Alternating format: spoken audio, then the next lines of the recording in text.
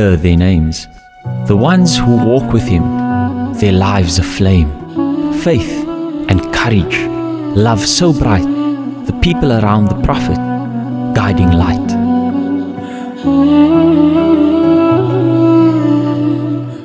Bismillah ar-Rahman ar-Rahim, alhamdulillahi rabbil alameen, wa salatu wa salamu ala ashraf mursaleen, Sayyidina wa Nabiyana Mawlana Muhammad, sallallahu alayhi wa sallam, wa ala alihi wa sahbihi ajma'een. Assalamu alaikum wa rahmatullahi wa barakatuh.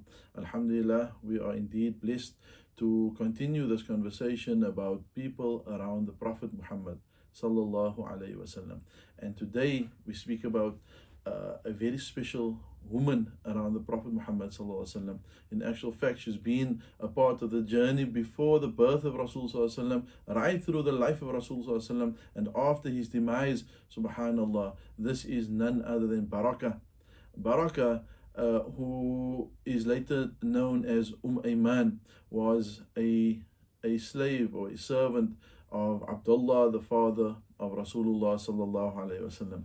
And her journey starts with the parents of Rasulullah sallallahu alaihi wasallam, and she served them in their home. She was a young girl from Abyssinia, a black girl. Subhanallah, one of the most important people in the life of Rasulullah sallallahu alaihi wasallam for his entire journey was a black woman from Abyssinia, a black woman who he loved so dearly that he referred to her as Ummi Ba'da Ummi, that she was his mother after his mother. Subhanallah. And so Rasulullah teaches us in this, that in Islam there's no space for racism, a challenge and an issue that we face daily in the 21st century. Rasulullah has shown true love and compassion to Barakah, as he did with Bilal ibn Rabah and so many other of the companions who was darker in color, who was from an African origin. Subhanallah.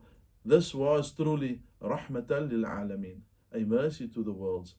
Subhanallah. May Allah grant us this kind of love and understanding, that we can love one another unconditionally, that the only thing that connects us is La ilaha illallah Muhammadur Rasulullah sallallahu alaihi wasallam. And on this we find true brotherhood and sisterhood. Ameen ya Rabbil Alameen. And so the story of Ayman or Barakah starts with Abdullah making his way on a trade route. We know that at the time the trade routes would be to Sham, Greater Syria as we know it, and to Yemen. And so in the summertime, in the summer seasons, the traders and the merchants, they would make their way to Sham and to Syria. And in the winter times, they would go to Yemen and take the trade and the produce and return back. And so on one occasion, Abdullah, he makes his way to Sham, and he goes on a trade route. And as he leaves, he's unaware that his wife Amina is expecting a child. Subhanallah.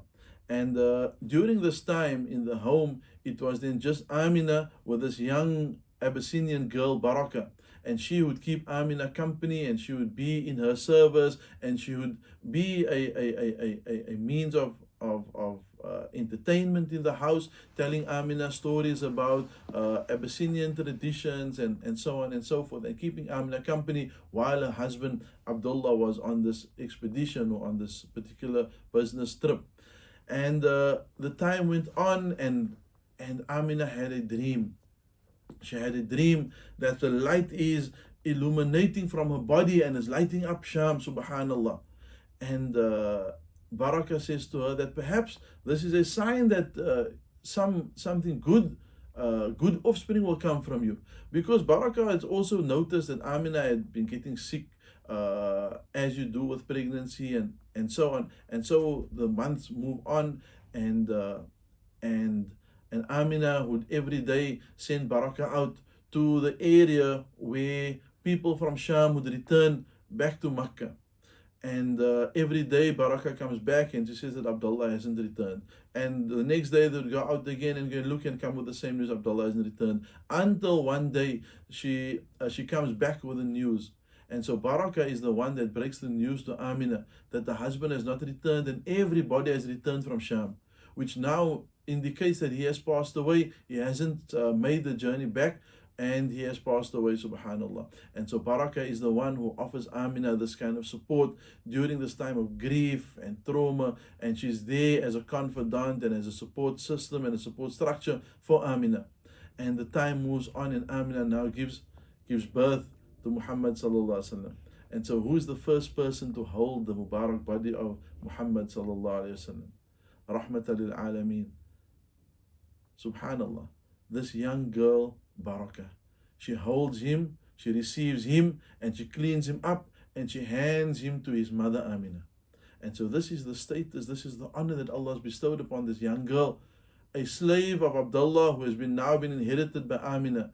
And as the years move on, at the age of about 6 years old, Rasulullah sallallahu alaihi wasallam, young Muhammad, he accompanies his mother Amina and the slave girl Barakah to go and visit the grave site of his father Abdullah. And en route, Amina gets sick. And now Muhammad, young Muhammad, 6 years old, he now, after already losing his father before his birth, he now sees that his mother's also dying. And in the last moments, Amina calls Barakah forward, and she whispers to her that look after him as if you are his own mother. And Barakah takes this amana, takes this responsibility throughout the entire life, subhanallah. And so Amina passes away, and she now takes Muhammad back to the house of Abdul Muttalib, the grandfather, and she stays with him. And now she becomes the inheritance and the slave of Muhammad sallallahu alaihi wasallam, and he sets her free. She knows she's a free woman, subhanallah. And Barakah has been on the journey, and Abdul Muttalib passes away, and Barakah is there to support Rasul sallallahu alaihi wasallam again and offer this means of strength during this time of grief. And throughout the journey and the life of Rasul sallallahu alaihi wasallam, Barakah is always there by his side. And on an occasion, Barakah gets married. This is before Islam. She gets married and she has a son, Ayman, and thus getting the kunya Ayman.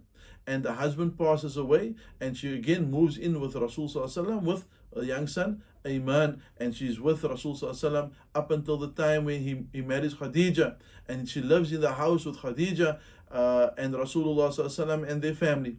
And Rasul sallallahu alaihi wasallam says, Barakah, Ayman, it is now time for you to get married. I am married. Alhamdulillah, I've got a wife to be with me and support me and to look after me. It's time for you to get married. She says that she's not interested in getting married. And Khadija, she then encourages Ayman to get married, subhanallah. And then at an occasion, Rasul sallallahu alaihi wasallam says, whoever wants to marry a woman of Jannah, get married to Barakah. And Zayd ibn Haritha, subhanallah, the adopted son of Rasul sallallahu alaihi wasallam, gets married to the woman who Rasul sallallahu alaihi wasallam refers to as Ummi ba'da Ummi, the mother after my mother. And they have a beautiful marriage, even though there's a big difference in age, as with Khadija and Rasul sallallahu alaihi wasallam. And from that marriage comes Usama ibn Zayd, one young boy who is deeply loved by Rasul sallallahu alaihi wasallam, and one young man who Rasul sallallahu alaihi wasallam puts in charge at the age of 17 of a battalion of an army, subhanallah. Usama ibn Zayd comes from this amazing marriage. But before and so the hijrah happens. And so the hijrah happens, and Ayman has a wonderful story, a miracle, subhanallah, that on the hijrah she was about the age of 70, over 70 years old, and her feet were swollen, and it was a strenuous journey, and at some occasion she felt as if she wouldn't make it because of the lack of water. And so we know many who has made the hijrah had the struggle, and even Rasulullah sallallahu alaihi wasallam, as he made his way to Abad, that perhaps we can speak about at another occasion. And this encounter, Rasulullah gets to quench his thirst, alhamdulillah. And so Barakah also, on her journey to Yathrib, she finds that she's struggling with thirst, and in the hot sun and the desert. And subhanallah, at one occasion she looks up and she sees a bucket of water coming towards her head. Allahu Akbar. This is someone who has dedicated their life to Rasul Sallallahu Alaihi Wasallam, and Allah blesses her with such a miracle. She says that she cannot see the top of the rope of the bucket, and she drinks from the bucket of water until she has a fill, and then she finds that there's still water remaining in the bucket, and she throws the water over her to cool herself off. And subhanallah, after that, she says that she has made tawaf and she has been fasting on the hottest of days, and she never experienced thirst after that again. Subhanallah, may Allah make us among those who's able to drink from the hands of Rasulullah Sallallahu Alaihi Wasallam at the fountain of Kawthar, so that we will never experience thirst again. Ameen, Ya Rabbal Alameen. And so, Rasulullah Sallallahu Alaihi Wasallam would often refer to as Ummah, his mother. And Rasulullah Sallallahu Alaihi Wasallam would always visit her daily. And on these visits, Rasul Sallallahu Alaihi Wasallam would spend time with her, and she was the one that was able to make Rasul Sallallahu Alaihi Wasallam laugh. She was the one, we know, that mother figure that can just share a joke with you, just make you laugh, just make you feel good. And often Rasul Sallallahu Alaihi Wasallam would say that he would visit Ayman, and she would offer him food, and sometimes he wouldn't want to eat because he was possibly fasting, or he just wasn't in the mood to eat, and she would take the bread and put it into his mouth, subhanallah, as a mother would do. Subhanallah, this is ummi ba'da ummi, my mother after my mother. Allahu Akbar, Ayman. And so she lived up until the demise of the Rasul Sallallahu Alaihi Wasallam, and she was someone who was a constant in the life of the Prophet Muhammad Sallallahu Alaihi Wasallam. Subhanallah, this is the kind of figures and the personalities that we need to honor, that we need to celebrate. And so alhamdulillah, we took a few moments to celebrate the life of Ayman. Baraka, a young slave girl from Abyssinia who became one of the crucial role players in the life of Rasulullah Sallallahu Alaihi Wasallam. We ask Allah subhanahu wa ta'ala to accept our efforts in understanding, making a little bit of effort to understand their life and those people around the Prophet Muhammad Sallallahu Alaihi Wasallam, so that perhaps we can spend time with them in Jannah. Until next time, from myself, Nizam Abdul, from the Fusion in Jamaica Foundation, I greet you. Assalamu alaikum wa rahmatullahi wa barakatuh.